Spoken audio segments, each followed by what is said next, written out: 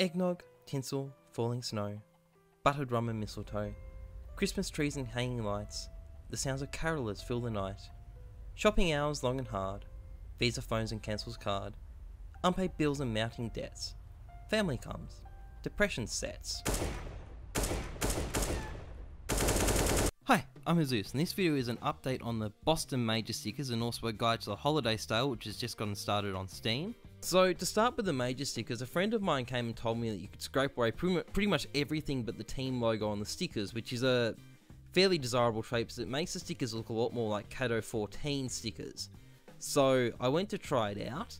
So first of all, I went and I put 4 Tyloo stickers on an Oni Chargy and decided to give them some scratches.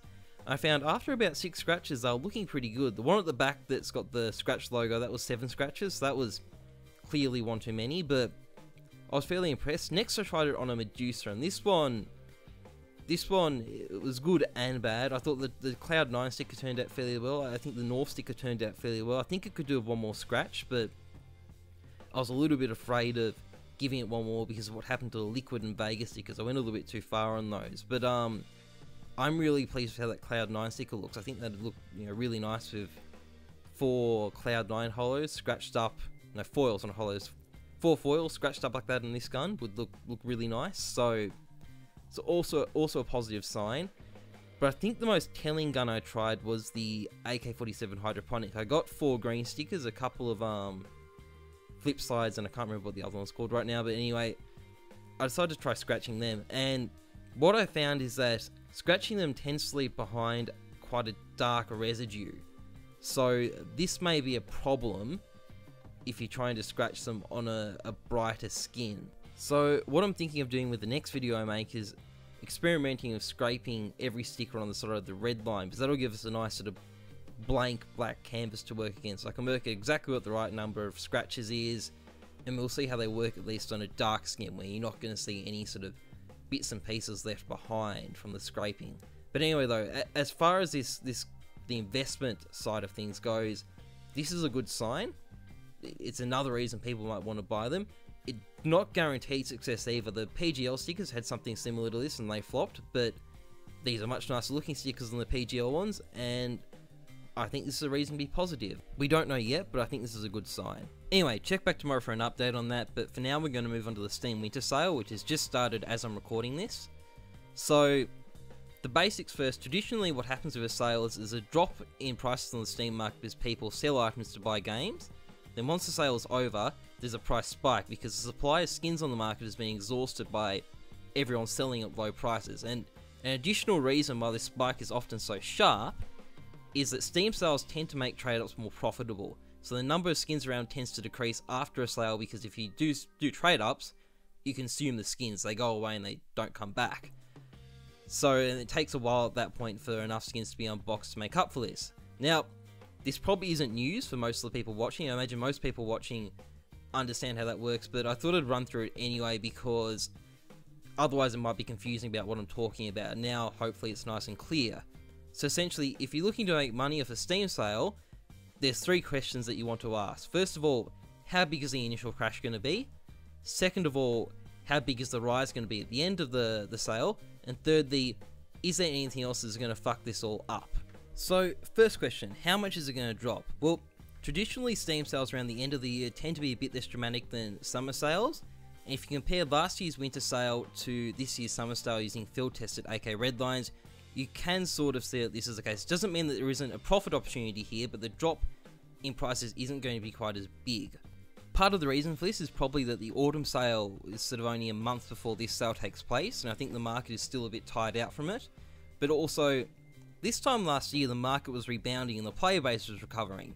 And as it happens, it's doing exactly the same thing at this time this year as well. Like if you go look at Steam charts, the player base is growing and the market's been doing well recently. So, I mean, I think that's a good thing overall, but in terms of this particular sale, it means that the drop in prices probably won't be quite as dramatic. So, second question, how much will the price rise at the end of the sale? This question actually requires me to go ahead and answer the third question before I get onto it, and the third question being, will anything fuck all this up? Now, the thing is, there's this weird event coming up in the next couple of days where humans get together with family and friends and have a good time and other weird shit like that. I can never understand it. Humans are just... oh, they make no sense. They shouldn't exist. But what I've learned over the years is this gives young humans, as people call them, kids, a lot of disposable income, and some of them, actually lots of them, go and spend it on cosmetic upgrades to weapons in a game that is essentially 20 years old. And look, I don't claim to understand it, but let me show you what happened to the field-tested AK Redline price around this time last year so you can see what we're looking at. So, the winter sale starts at about the same time, but then the price starts to rise back up until it gets to a level basically higher than it was before the sale, slightly after Christmas. Then it starts to fall again as the sale goes on, then the sale comes to an end and it shoots back up even higher than it was slightly after Christmas. And you can see a similar pattern with the field-tested or Asimov. The winter sale starts at the same time, price starts to rise back up, it gets to a level higher than it was before around Christmas, then it begins to fall again, then it shoots back up to an even higher level once the sale ends. And if there's any confusion about the significance of Christmas and this sort of bit in the middle, look at these charts of total sales. You can see a massive peak around Christmas. People buy skins at Christmas, which is good if you're trying to sell. But anyway, as I've been hinting at, I think this sort of past price record from this time last year is quite a good model to use for what we're going to experience this year, because it's got basically the same factors influencing it. The sale started at the same time, went for the same length of time, and it occurred while the player base was rebounding, and rebounding from a very similar number to what it's at the moment. So we've got basically the same factors influencing things.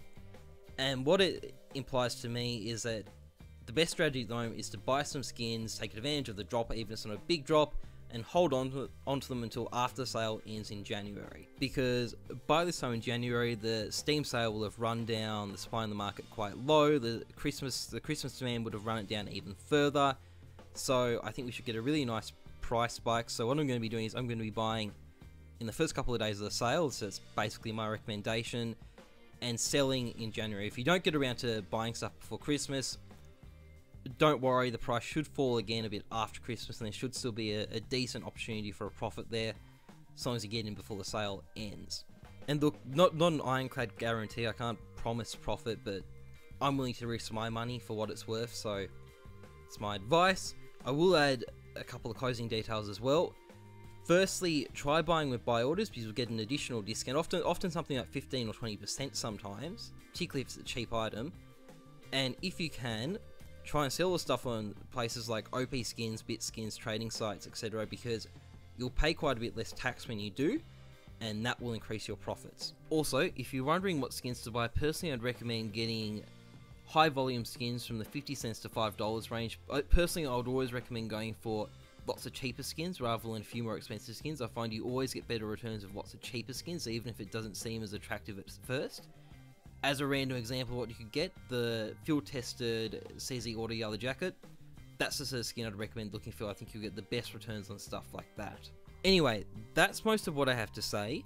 I should be back with another video soon trying to scrape those stickers, and I should have some more analytics videos coming up in the near future, because I think it's going to be a couple of exciting months on the Steam market. I think there's going to be some serious growth, and I'm going to have a lot to say about it. But anyway, trust the numbers, not your gut. I'm Heyzeus. Thanks for watching. See ya.